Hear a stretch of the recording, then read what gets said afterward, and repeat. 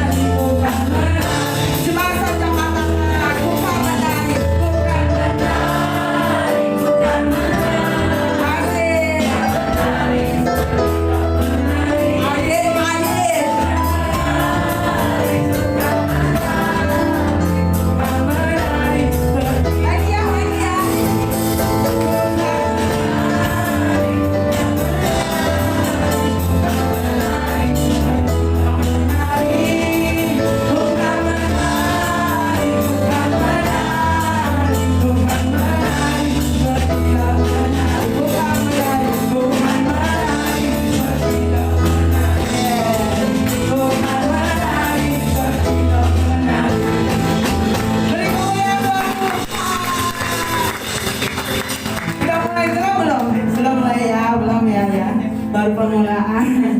Kita mengangkat pujian Allahku dahsyat.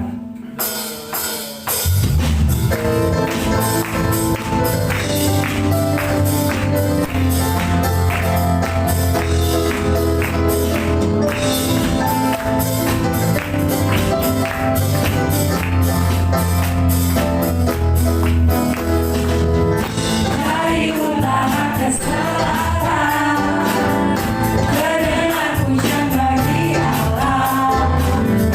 Dari barat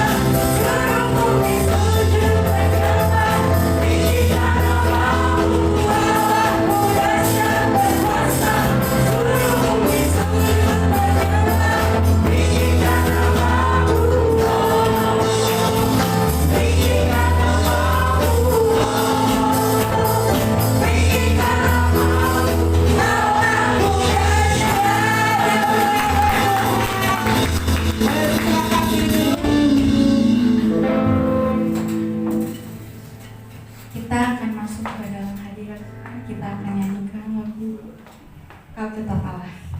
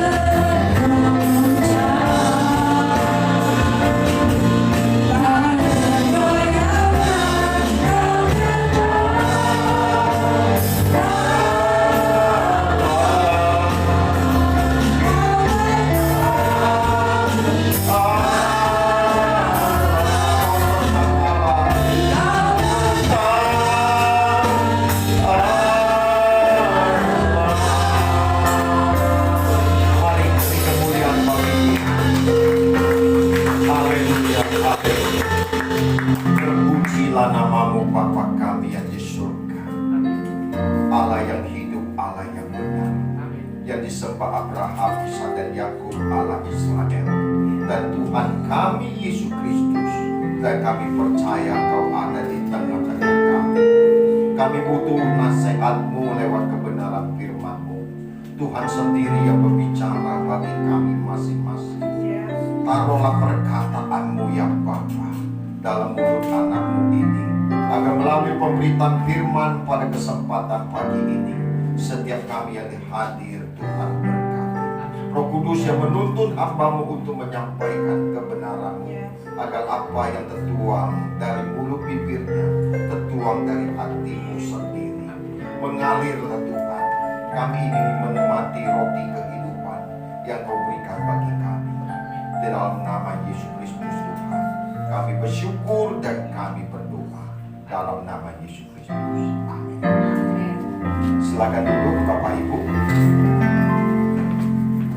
Shalom. Selamat pagi Bapak Ibu. Luar biasa. Hari ini semangat sekali ya.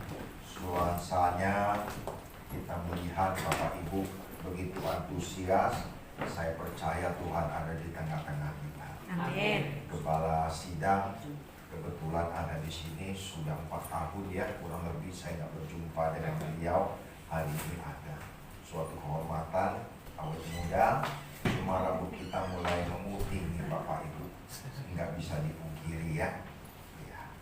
Bapak Ibu yang terkasih dalam Tuhan, kita harus menghayati bahwa kita ini adalah umat pilihan. Kita umat pilihan.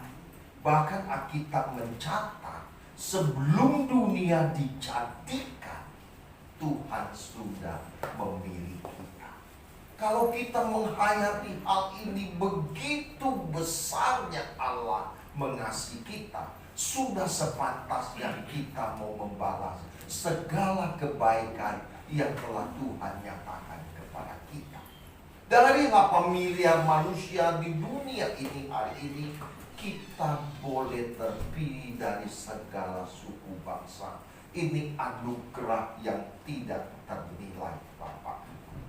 Kita tidak bisa membalas pengorbanan yang telah dikerjakan oleh Kristus 2000 tahun yang lalu. Sekalipun kita mempersembahkan harta yang kita miliki, yang nilainya boleh kita umpamakan sampai miliaran rupiah, sampai triliunan, kita tidak bisa membalas kebaikan yang telah Tuhan berikan. Bahkan kita mempersembahkan emas, seorang kaya raya, pemilik tambang suatu perusahaan yang bukan punya kilo, tetapi bertonton, dia persembahkan untuk Tuhan, tidak bisa membalas kebaikan Tuhan. Termasuk nyawa yang kita serahkan, juga tidak bisa membalas kebaikan Tuhan. Lalu apa yang harus kita lakukan untuk membalas kebaikan Tuhan? Hanya satu yang tidak bisa dinilai. Kalau tadi uang bisa ada nominal nilainya, emas juga bisa dinilai.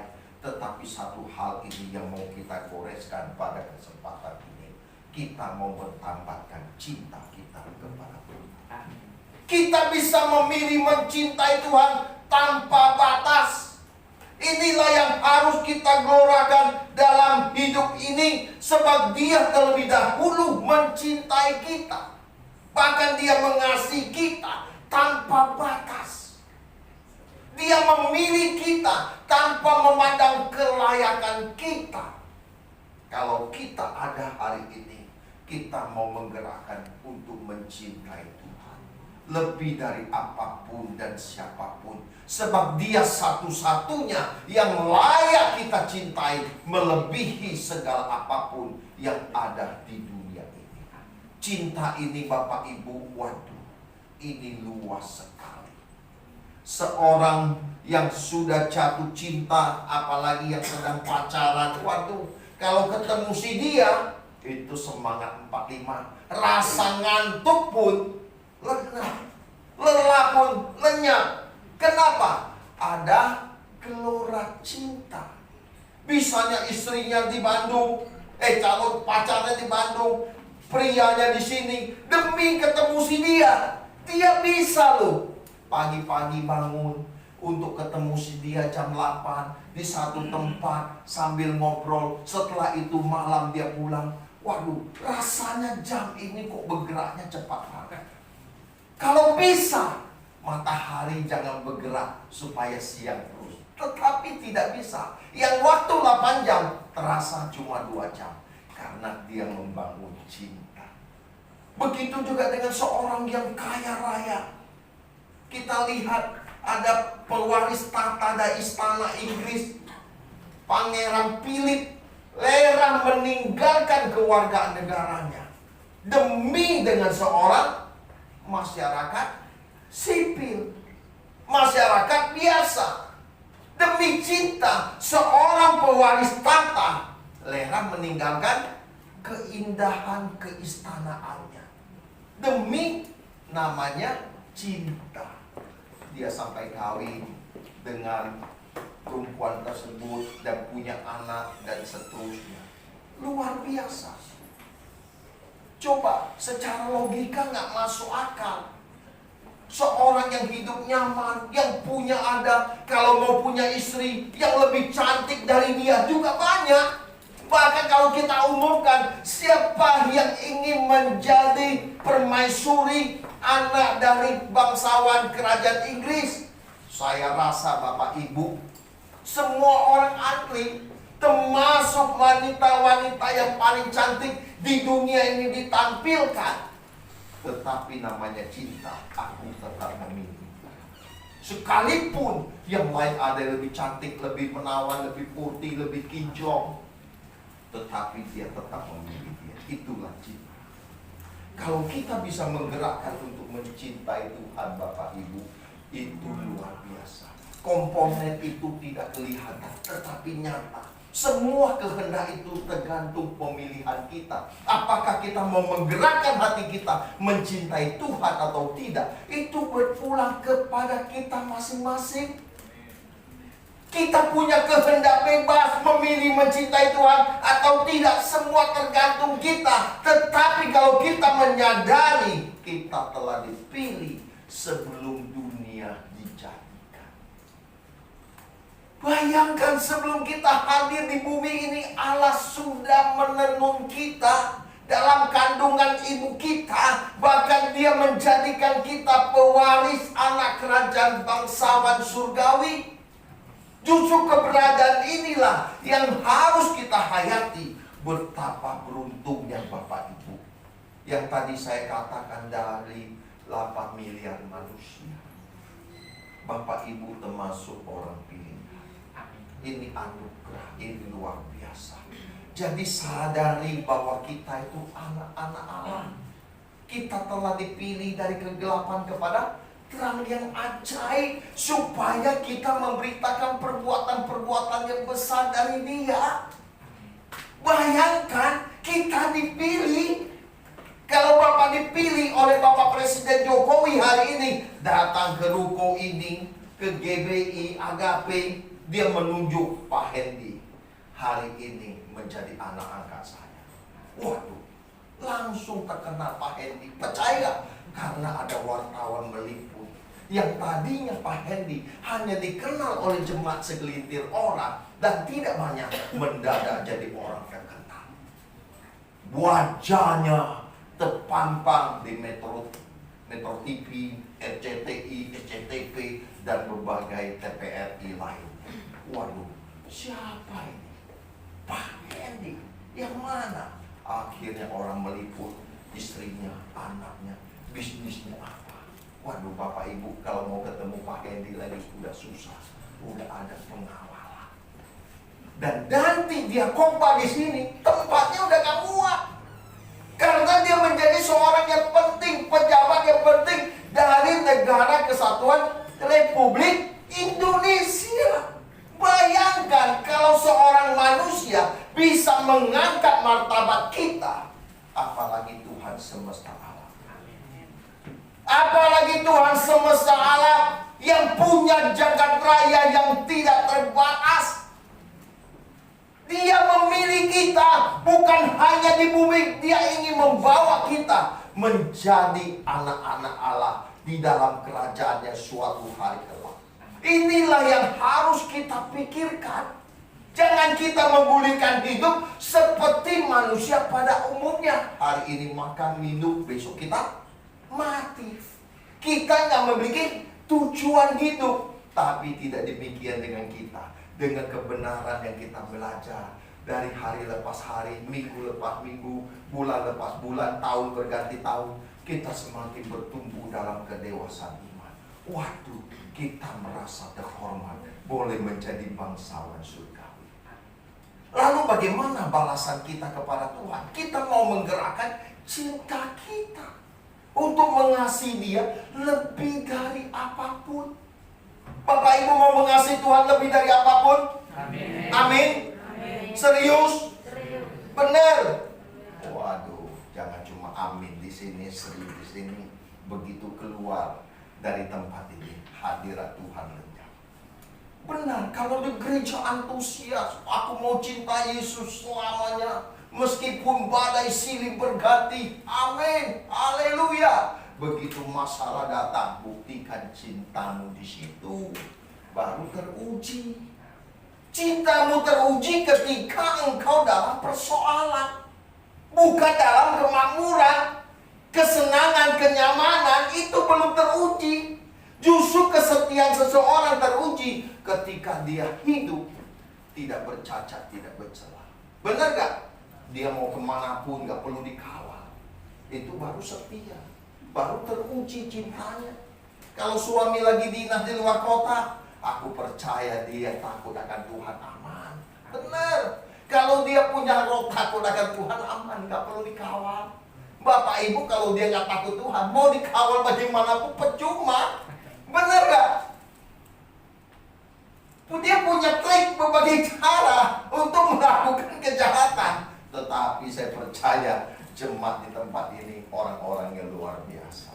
Ya, kita mau belajar pada kesempatan pagi ini bagaimana seorang tokoh yang hebat dalam perjanjian lama. Kita tahu adalah Daud. Daud itu seorang yang berkenan kepada Tuhan, orang yang hidup berjalan dengan Tuhan.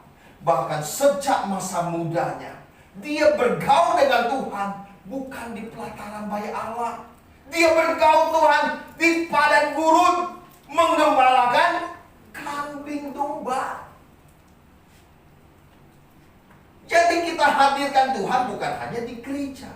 Kita hadirkan Tuhan di segala tempat, segala waktu, dimanapun kita ada. Justru gereja ini menjadi sarana kita membangun persekutuan. Makanya dalam Ibrani 11 ayat 25, jangan menjauhkan pertemuan-pertemuan ibadah yang diwajibkan supaya kita saling menasehati, saling menghibur, saling menguatkan. Di dalamnya ada tercurah kasih mesra di antara satu dengan lainnya. Makanya kalau bisa ibadah, apalagi COVID-19, boleh dibilang ya, udah relatif kendor.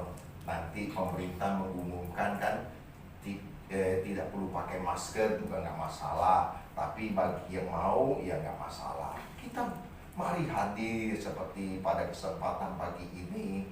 Kita datang ibadah, kita beramah-tamah, saling mengenal, saling menguatkan. Kita menjadi saudara dalam Tuhan. Dalam Mazmur pasal 42, saya akan bacakan dari ayat yang pertama sampai ayat yang ketiga. Seperti rusa merindukan sungai yang berair, demikianlah jiwaku merindukan Engkau ya Allah.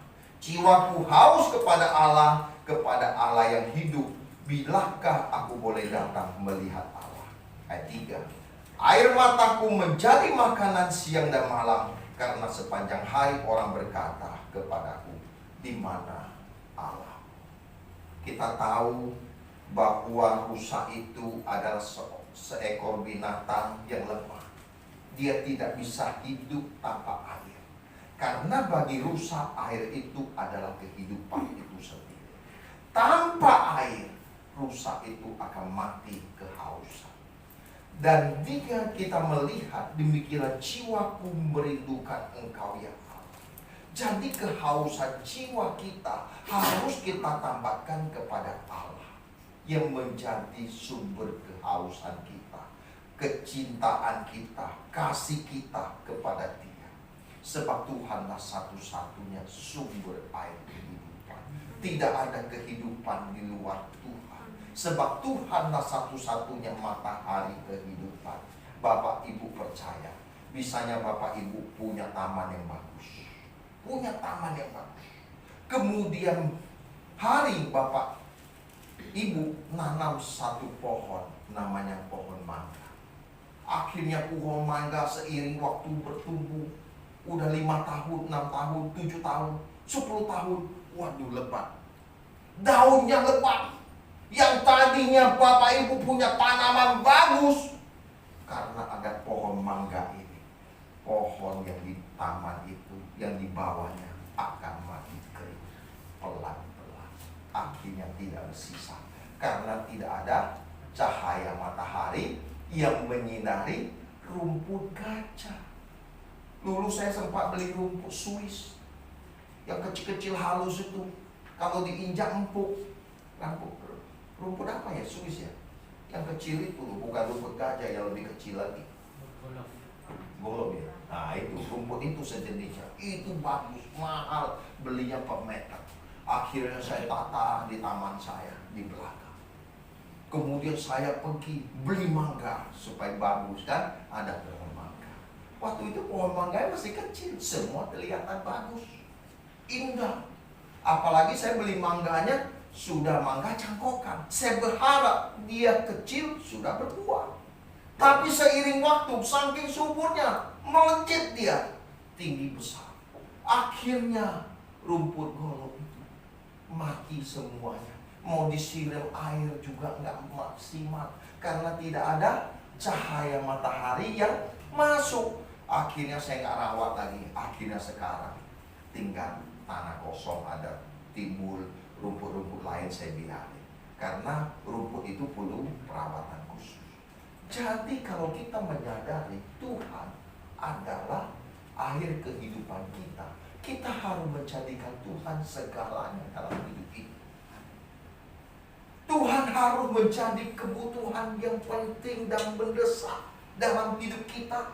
Tidak ada yang lebih mendesak kecuali Tuhan harus menjadi kehidupan kita. Tuhan harus menjadi air hidup kita. Seperti rusa merindukan sungai yang air, demikianlah jiwaku merindukan Engkau ya Allah. Jiwaku haus kepada Allah yang hidup. Bilakah aku boleh datang melihatlah? Jadikan Tuhan kehausan jiwa kita, Bapak. Sebab kita memiliki kesempatan hidup yang terbatas di bumi yang singkat ini. Umur manusia 70 tahun, kalau kita kuat 80 tahun. Dan kesempatan hidup ini menjadi momentum yang tidak pernah terulang. Oleh sebab itu, selagi kita masih bernapas, jantung kita masih berdetak, kita mau mengarahkan hati kita untuk memintakan hati untuk mencintai Dia. Walaupun hari ini kita tidak pernah melihat Dia, tetapi one day Bapak Ibu, apa yang Dia katakan, iya dan amin. Misalnya Bapak Ibu silakan berdiri. Silakan berdiri semuanya. Luar biasa. Silakan dulu kembali Bapak Ibu. Ya. Bayangkan seorang pendeta begitu suruh jemaat berdiri, semua berdiri. Betul kan? Saya punya otoritas gak? Hah? Saya suruh duduk, duduk. Ya kan? Kecuali saya suruh turun, gawat itu, bubar, ya kan? Apalagi firman Tuhan yang berkata itu bukan manusia, Tuhan semesta alam. Alkitab mencatat 1 yota pun tidak akan ditiadakan. 1 yota itu artinya 1 titik. Langit dan bumi akan lenyap, akan berlalu, tetapi firman-Ku kekal selamanya. Kita percaya janji kedatangan Tuhan menyediakan tempat bagi kita. Itu ya dan amin. Yang suatu hari akan kita bersama-sama dengan Dia. Oleh sebab itu, seringkali dalam hidup ini, kuasa kegelapan dengan segala kelicikannya membawa kita keluar dari jalur ini. Makanya kita di gereja, kita diajar, kita diingatkan, oh begini. Tapi sementara kita di dunia, kita bergaul dengan orang-orang fasik, orang-orang yang tidak takut Tuhan. Mereka kelihatannya lebih sukses, lebih kaya dari kita, lebih mapan dari kita. Secara keluarga, secara ekonomi, mereka lebih mapan. Kemudian mereka berkata dalam ayat 3, air mataku menjadi makanan siang dan malam, karena sepanjang hari orang berkata kepadaku, di mana Allah? Coba Bapak Ibu bisa jawab apa? Dia tidak ke gereja, dia tidak ikut Tuhan, tapi hidupnya lebih mapan, lebih sejahtera, lebih diberkati daripada Bapak Ibu yang hadir di sini. Jawabnya bagaimana? Ini ditulis oleh seorang Daud. Bayangkan orang berkata, di mana Allahmu? Justru kita harus menghidupkan Tuhan di dalam hidup kita setiap saat, setiap hari. Bukan hanya ketika kita ada di gereja. Sebab ketika kita percaya kepada Kristus, Roh Kudus dimateraikan. Roh Kudus dimateraikan, kita menjadi milik Allah. Hidup kita bukan kita lagi, Paulus membahasakan, tapi Kristus yang hidup di dalam kita. Kalau itu Allah ada di dalam diri kita, Allah mau bekerja di dalam kita dan melalui kita, supaya kita bisa menunjukkan Allah itu ada di dalam hidup kita. Makanya sebagai seorang Kristen atau yang disebut Kristen harus memiliki keberadaan hidup seperti Kristus. Itulah yang susah menjadi kekristenan. Jadi kekristenan itu bukan agama. Kekristenan itu adalah jalan hidup. Bagaimana kita memperagakan Tuhan di dalam hidup kita. Kita tidak berjalan di jalan orang fasik. Kita tidak berjalan seperti anak-anak dunia. Tapi kita tahu, kita sadar, kita ada di dunia ini supaya kita menjadi terang. Untuk menjadi terang dibutuhkan kenekatan. Kita tetap mencintai Tuhan. Sekalipun keadaan hidup kita seakan-akan lebih, buruk dari orang yang tidak percaya. Tetapi kita sadar bahwa kita lebih dari seorang orang. Makanya Paulus berkata dalam Roma 8, siapakah yang bisa memisahkan kita dari kasih Kristus? Ketelanjangan no, penderitaan no, bahkan maut sekalipun tidak ada yang bisa memisahkan kita dari kasih Kristus. Bagaimana kita tidak mencintai Tuhan lebih dari apapun dan siapapun? Kalau hari-hari yang telah berlalu, banyak hal yang kita lakukan melukai hati dan perasaan Tuhan. Kita tidak menjadikan Tuhan sebagai kebutuhan yang penting dan mendesak. Mulai hari ini kita mau berubah dan bertobat selagi ada waktu. Kalau kita bisa menggerakkan cita kita untuk mencintai Dia lebih dari apapun, kita orang-orang yang istimewa, yang suatu hari Bapa akan mempermuliakan kita di kerajaan-Nya yang akan. Dan saya mengajak, memang ini tidak mudah. Inilah perjuangan kita bersama untuk kita setia sampai akhir, apapun yang terjadi. Kita melihat murid-murid Tuhan Yesus pada zaman di mana mereka hadir gereja mula-mula, mereka teraniaya hebat. Mereka hidup dalam penderitaan. Begitu mereka percaya kepada Kristus, mereka siap mempertaruhkan seluruh keluarganya, bahkan kewarganegaraannya, bahkan hidupnya, demi Injil yang mereka percaya bahwa Yesus adalah Mesias yang dijanjikan. Sebab pada masa itu, kalau ada yang berani pada zaman penjajahan Romawi pada waktu itu, kita mengaku Pak Hendi bisanya. Apakah Pak Hendy percaya Yesus adalah Mesias yang dijanjikan? Oh, itu taruhannya nyaman. Nggak bisa amin seperti kita hari ini. Langsung bawa ke binatang buas. Masuk ke arena biar ditonton. Benar. Atau dibakar hidup-hidup. Saya masih kesempatan. Apakah engkau masih mau menyangkal bahwa Yesus bukan Mesias? Mas, kalau kita tetap setia, nyawa taruhan. Hari ini Bapak Ibu, gereja telah mengalami kemerosotan yang luar biasa. Kekristenan disamakan dengan agama seperti agama-agama lain. Pada kekristenan ini adalah jalan hidup bagaimana kita memperagakan Kristus dalam hidup kita. Dan itu taruhannya nyawa. Kita tidak punya wilayah lagi selain hati kita hanya tertambat kepada Tuhan. Dan Tuhan yang bertata di dalam diri kita. Selama ini yang bertata dalam hidup kita, manusia lama kita. Kita mau turunkan, kita tanggalkan, biar Kristus yang bertata dalam hidup kita.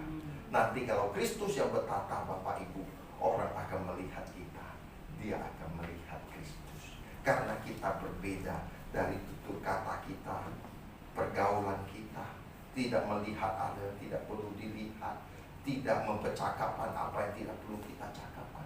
Kita jaga, karena hidup kita membawa perasaan Tuhan. Coba Bapak Ibu bohong sama seseorang, detik hari itu juga Bapak Ibu gak sejahtera. Itu membuktikan Tuhan hadir. Tuhan gak nyaman. Tapi kamu jangan ngomong begini. Waduh, kalau Tuhan masih menasehati kita bersyukur, berarti Tuhan hidup di dalam hidup kita. Kalau kita mau bicara apa, mau ngomong apa, waduh, perasaan gak bersalah, hati-hati. Jangan sampai udah tingkat memadamkan roh, akhirnya menghujat Roh Kudus. Ya kan? Itu prosesnya. Kita mau belajar. Sebab Tuhanlah air kehidupan, bukan yang lain. Sebab di dalam Yohanes 4, dalam pasal Yohanes 4 ayat 13 sampai 14 dikatakan demikian.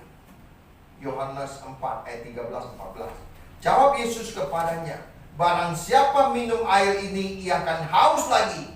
Tetapi barang siapa minum air yang kuberikan kepadanya, ia tidak akan haus untuk selama-lamanya.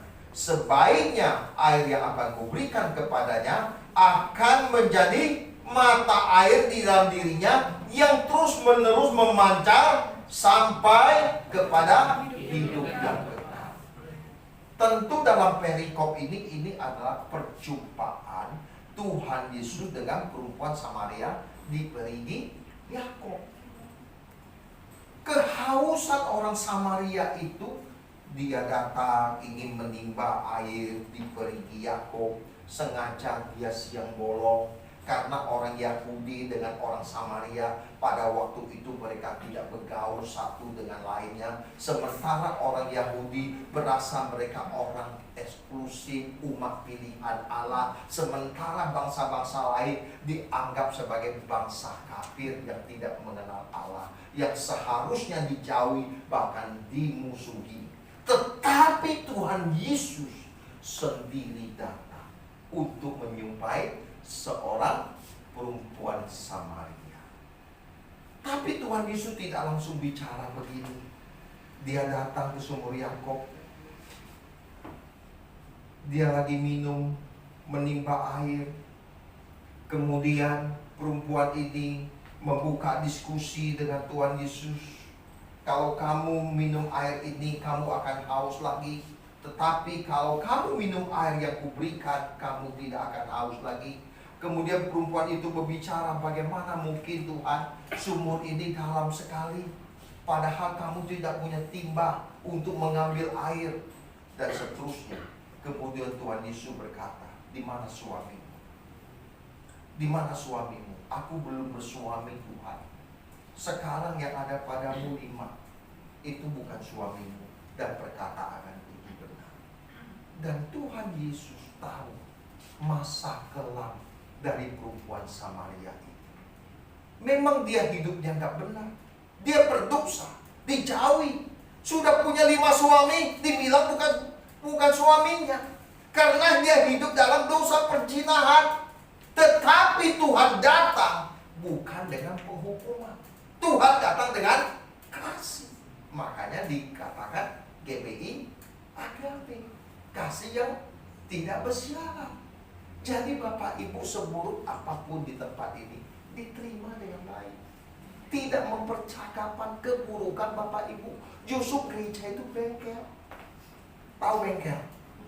Kalau rusak diperbaiki. Kalau Bapak Ibu udah benar semua, udah wisuda, adanya di Tegal Alur, Menteng Pulo, ya kan? Justru gereja ini bengkel, mendidik orang dalam kebenaran, menyatakan kesalahan, memperbaiki kelakuan. Kita diajar dari minggu ke minggu, bulan ke bulan. Kasihan loh gembalanya loh, dari Bandung ke sini. Bayangkan kalau Bapak Ibu cuma di belakang, nggak hadir, ya kan? Coba ini jam, kalau dari Bandung nginap atau datang pagi tadi Pak? Dari pagi. Nah, minimal juga botiam dia udah bangun, ya kan? Jam 5 bangun, jam 6 biasa. Mungkin jam 5 jalan ya. Jam 7. Wah, masih setengah 7 coba. Dia udah nyampai duluan, Bapak Ibu belum ngomong, ya kan? Lihat. Jadi kita sadar ketika Tuhan Yesus berbicara kepada perempuan ini, dia menyatakan bahwa dialah air kehidupan. Kemudian Tuhan Yesus menjawab, barang siapa minum air ini, ia akan haus lagi. Tetapi barang siapa minum air yang kuberikan kepadanya, ia tidak akan haus untuk selama-lamanya.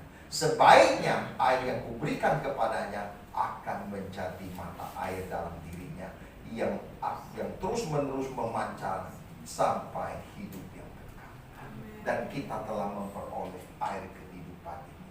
Sebenarnya kehausan jiwa kita bukan lagi kepada perkara dunia, sebab Tuhan cukup, Tuhan segalanya. Makanya ada istilah filosofi, memiliki Tuhan, memiliki segala-galanya. Hayati hal ini Bapak Ibu. Seringkali kita bersungguh-sungguh, kita tidak menyadari keberadaan kita sebagai kita umat pilihan. Itu luar biasa.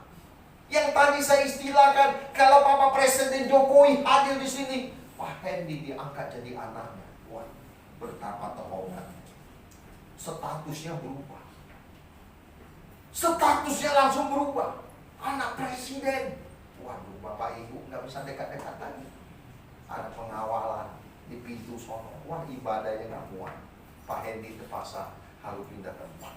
Dan sekali yang hadir begitu Pak Hendy khotbah, ribuan orang, karena menjadi orang penting dari istana kerajaan Republik Indonesia. Luar biasa. Mengapa kita tidak menghayati? Kita berharga. Kita mencatat apa gunanya kita memperoleh dunia ini.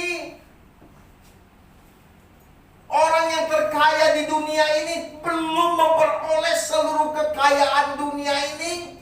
Tetapi Tuhan mengumpamakan kita memperoleh dunia dengan segala isinya. Tapi kalau kita kehilangan nyawa, semua tidak ada arti. Jadi sadarlah, nyawa kita seharga nyawa putra tunggalnya Tuhan Yesus Kristus. Dia untuk mati untuk kita semua, supaya kita suatu hari dipermuliakan di kerajaan surga. Jangan kita seperti orang kaya yang bodoh, yang dikisahkan di dalam Lukas 12. Seorang kaya yang berpakaian ungu setiap hari, dia mengadakan pesta. Wah, dia hidup dalam kemewahan dan seterusnya. Dia berkata di dalam ayat yang ke-16, Lukas 12:16, kemudian dia mengatakan kepada mereka suatu perumpamaan. Katanya, ada seorang kaya yang tanahnya melimpah-limpah hasilnya. Ia bertanya dalam hatinya, apa yang harus aku perbuat Sebab aku tidak mempunyai tempat di mana aku dapat menyimpan hasil tanahku. Lalu katanya, inilah yang akan aku perbuat. Aku akan merombak lumbung-lumbungku dan aku akan mendirikan yang lebih besar dan akan menyimpan di dalamnya segala gandum dan barang-barangku.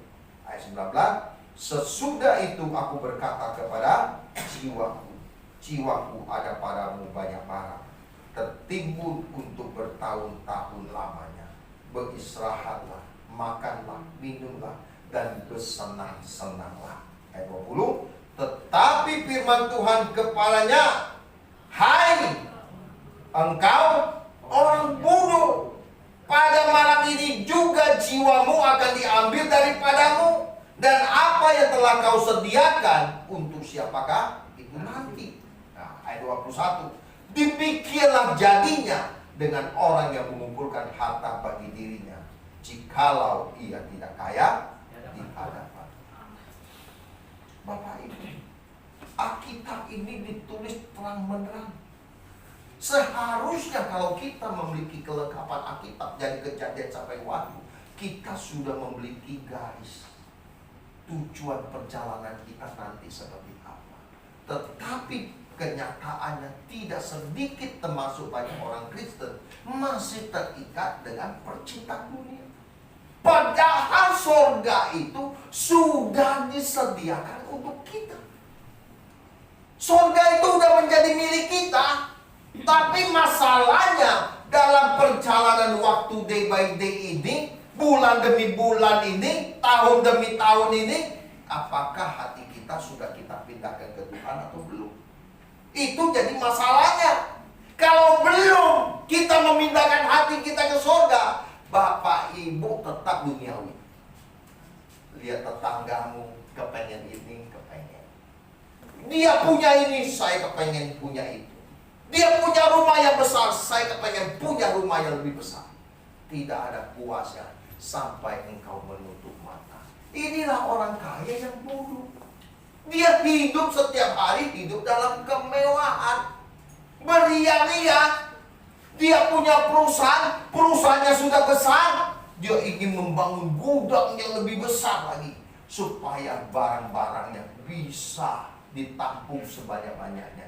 Dan dia membangun kenyamanan hidup di luar Tuhan, tetapi dia menjadi sekutu dari kerajaan kuasa kegelapan. Makanya dia berkata, bersenang-senanglah, beristirahatlah dari segala jerih lelah. Tetapi firman Tuhan kepadanya, pada malam ini juga jiwamu akan kuambil. Apa yang telah kau sediakan untuk siapa? Gak ada artinya Bapak Ibu. Jadi harta kita cuma satu, Tuhan. Harta kita cuma Tuhan, bukan yang lain. Suatu hari kita akan mati, suka tidak suka. Seiring waktu dan perjalanan waktu, kita akan menjadi tua. Yang tiga hal yang menanti kita, satu, kita punya masalah.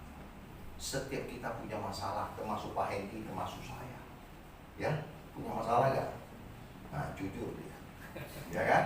Kedua, kita pasti sakit. Ya kan? Enggak selamanya kita sehat. Kita beruntung. Kita bersyukur. Oleh karena belas kasihan Tuhan, melalui COVID 3 tahun lebih, kita masih ada di tempat ini. Tidak sedikit teman sepelayanan saya, sahabat saya, aduh Bapak Ibu, tinggal kenangan. Aduh benar. Yang ketiga, kita akan menjadi tua dan kita mati. Tapi sebelum kita mati, kita mau mencari Tuhan, menggerakkan gairah kita, cinta kita bersama dengan Dia. Makanya ada lagu, ya kan? Ku gores hatiku untuk mencintai. Ya, saya nggak tahu ya, ada di sini. Lagu Pak Eras. Ku gores jiwaku untuk mencintaimu. Aduh, saya juga kurang hafal juga ya. Ada nggak lagunya? Cinta nan suci dan abadi. Waduh, Pak. Nah, kita mau menggerakkan cinta itu. Bapak Ibu, kalau Bapak Ibu menjadi kekasih Tuhan, Kita orang-orang yang istimewa. Amin. Coba bayangkan kita bisa berkasih-kasih dengan Tuhan. Luar biasa.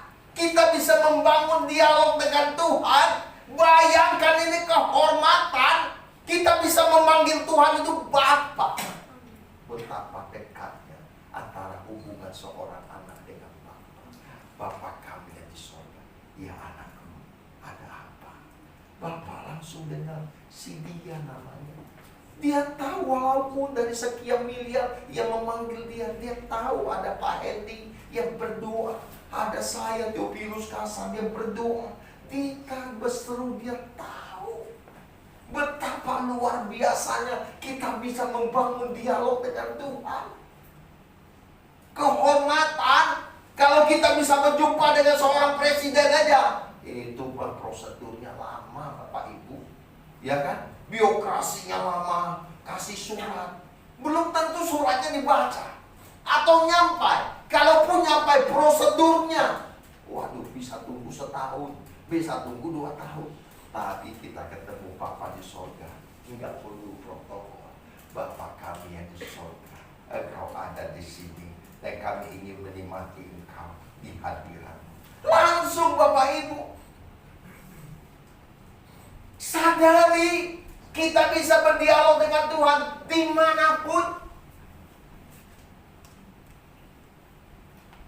Dimanapun. Sambil kita ngetik di kantor, kita sambil berdoa. Enggak perlu tutup mata. Sambil nyetir di mobil, kita berdoa.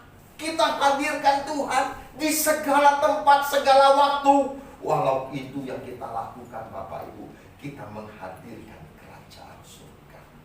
Sehingga orang yang demikian, dia pasti memancarkan kemuliaan Tuhan. Mari kita harus bijak. Jangan sampai kita seperti orang kaya yang bodoh ini, yang mencari kesenangan hidup yang sementara. Sementara apa yang telah diupayakan, semuanya lenyap, semuanya berlalu, tidak ada yang membekas. Saya sudah melayani Bapak Ibu ibadah penghiburan, mungkin udah ratusan kali.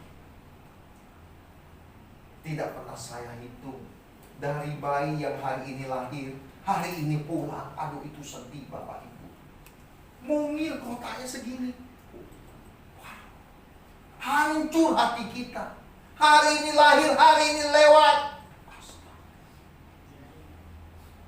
Dari yang ada sampai ada, dari yang gak ada sampai yang kaya, sudah saya layani. Bahkan seorang yang kaya raya, yang uangnya udah T, bukan M lagi. Dia punya peti mati aja 6 miliar Bapak Ibu. Coba 6 miliar, waduh saya jadikan rumah. Udah bisa dapat mobil, ya kan? Bapak Ibu jadi orang kaya. Tapi bagi dia, uang receh. Begitu ganti hari, uang 6 miliar itu udah balik lagi Bapak Ibu. Saya gak perlu kasih tahu usahanya. Pokoknya begitu ganti hari, 6 miliar itu mau udah balik. Kalau kita sampai mati, belum tentu ada miliaran. Benar gak?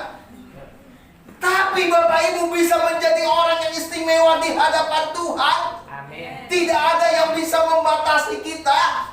Makanya kita menggelorakan untuk mencintai Dia lebih dari apapun. Kita jadi orang-orang istimewa yang suatu hari di istana ada Pak Hendy, ada Theophilus Kasan, ada nama kita masing-masing dengan segala mahkota. Nanti lantainya Bapak Ibu dari emas murni, bukan 70 bunga, tapi kadar 100% waktu tanpa noda. Hari ini kebanggaan dunia akan berlalu. Ayo kita cari Tuhan. Saya sadar, saya tahu setiap kita ada masalah, banyak kesulitan, banyak persoalan, sama. Tapi kita mau menggerakkan hati kita untuk mencintai Tuhan. Sebab Dialah yang layak kita kasih, yang kita cintai lebih dari apapun dan siapapun. Kita mau berkata seperti yang dikatakan Mazmur 73 ayat 25 sampai ayat yang ke-26. Siapa gerangan ada padaku di sorga selain Engkau? Selain Engkau tidak ada yang kuingin di bumi. Sekalipun dagingku dan hatiku habis lenyap, gunung batuku dan bagianku tetaplah Allah selama-lamanya. Bapak Ibu, kalau kita membaca ayat-ayat sebelumnya, pemazmur ini seorang pelayan Tuhan. Mazmur Asaf ini seorang pelayan Tuhan. Dari sejak remaja dia melayani di bidang pujian penyembahan. Dia sudah melayani, dia sudah ada di bait Allah. Dia hidup dalam kesucian, kekudusan. Sementara dia melihat orang fasik, gemuk, sehat, kuat, tidak ada sakit penyakit dan seterusnya. Sementara dia setiap hari kena tulah. Hidup dalam penderitaan, dalam kepanjangan. Makanya saya ayat yang ke-73 ayat pertama kita baca, ya. Mazmur Asaf. Sesungguhnya Allah itu baik bagi mereka yang tulus hatinya, bagi mereka yang bersih hatinya. Perhatikan ayat 2. Tetapi aku sedikit lagi maka kakiku terpeleset, nyaris aku tergelincir. Kenapa? Ayat 3-nya. Sebab aku cemburu kepada pembual-pembual. Aku melihat kemujuran orang-orang fasik. Sebab kesakitan tidak ada pada mereka. Sehat dan gemuk tubuh mereka. Mereka tidak mengalami kesusahan manusia. Mereka tidak kena tulah seperti orang lain. Sebab itu mereka berkalungkan kecongkakan dan berpakaian kekerasan. Waduh, dan seterusnya kalau kita baca. Dia melihat, Tuhan, enggak adil ini. Enggak adil. Dia komplain sama Tuhan. Aku sudah rajin ke gereja, ibadah, memberi pepuluhan dan seterusnya. Kok hidup saya begini-begini aja Tuhan? Ngapain kalau begitu Tuhan? Aku hidup benar, hidup bersih. Aku sudah menjaga ketulusan hati dalam melayani Engkau. Tapi aku melihat orang-orang yang tidak takut. Mereka diberkati seakan-akan. Tapi akhirnya, nih Tuhan mau berkata dalam ayat yang ke-16. Perhatikan jawaban Tuhan bagi pemazmur Asaf ini. Tetapi ketika aku bermasuk untuk mengetahuinya, hal itu menjadi kesulitan di mataku. Sampai aku masuk ke tempat kudus Allah dan memperhatikan kesudahan mereka. Sesungguhnya di tempat-tempat licin kau taruh mereka, kau jatuhkan mereka sehingga hancur. Ayat 19.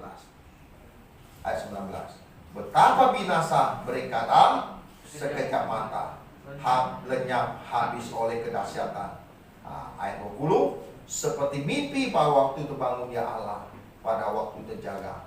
Rupa mereka kau pandang hina. Bapak Ibu, rupa mereka Tuhan pandang hina. Bapak Ibu mau kaya, dihormati, jadi terkenal, hidup nyaman, disanjung, punya rumah di Pondok Indah 5.000 meter, ada kolam renangnya, ada helipadnya, punya mobil mewah, bercecer, tinggal mau pakai jas hitam berarti mobil hitam, jas kuning mobil kuning, jas merah mobil merah, jas biru. Benar ada pendeta model begitu? Ada. Benar. Kalau supirnya Pak, kalau dia mau tahu tuannya mau pakai mobil apa, dia lihat aja. Oh, hari ini jas merah. Dia pakai karena dulu bekas kepala saya. Jadi kalau merah, sepatunya merah, berarti warna merah. Benar, itu cocok. Karena dia kaya. Terhormat, disanjung. Wah, kira-kira ibu mau begitu? Hah? Mau gak? Kok senyum doang? Mau Tuhan. Tapi kalau sampai rupa kita dipandang Tuhan hina, apakah kesenangan hidup yang kita nikmati cuma 70 tahun, 80 tahun, cuma lenyap? Lenyap dalam sekejap seperti mimpi. Kalau kita tahu Tuhan mengasihi kita lebih dari apapun, kerajaannya sudah diberikan kepada kita. Amin. Jangan hati kita tertambat oleh yang lain. Tetap kita berpaut kepada Tuhan. Meskipun hari ini kita hidup dalam penderitaan, berkepanjangan, kesulitan, tetaplah setia. Seperti yang dikatakan oleh pemazmur ini, siapa gerangan padaku, selain engkau tidak ada yang kuingini. Waduh, sampai dia bisa berkata, Tuhan, aku rela tidak memiliki apapun, tidak masalah. Ngomong enak ya, aku tidak memiliki apapun, tidak masalah. Asal jangan sampai saya tidak memiliki Kristus. Itu yang penting. Kalau kita bisa melakukan hal ini, kita orang yang paling kaya di bumi. Kita orang yang kaya. Benar, saya mengejar yang ini. Saya juga berjuang seperti Bapak Ibu. Saya juga masih makan, punya daging. Nih dicubit sakit Bapak Ibu. Kalau kabok merah. Saya bukan terbuat dari batu, sama seperti Bapak Ibu. Tapi setelah saya mengenal kebenaran demi kebenaran, saya memacu hati saya untuk mencintai dia lebih awal. Karena saya tahu apa yang saya kerjakan hari ini tidak ada artinya. Makanya Paulus mengatakan penderitaan yang kita alami hari ini tidak sebanding dengan kemuliaan yang akan Tuhan nyatakan kepada kita. Kita mau yang sekejap atau yang tidak kelihatan. Karena yang kelihatan sementara, sementara yang tidak kelihatan kekal. Semua berpulang kepada kita masing-masing. Saya percaya melalui nasihat kebenaran firman Tuhan pagi ini, hari ini kau banyak masalah, enggak masalah. Asal engkau sertakan Tuhan dalam seluruh perjalanan hidup. Sebab dia setia, dia berkata, aku Immanuel, aku yang akan menyertai engkau sampai kesudahan zaman.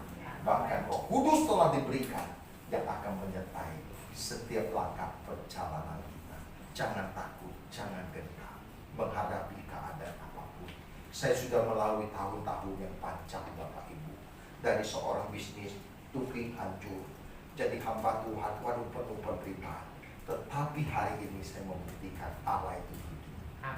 Allah itu hidup. Ya, ya. Saya rindu biar kebenaran firman Tuhan ini Bapak Ibu diberkati. Amin. Puji Tuhan.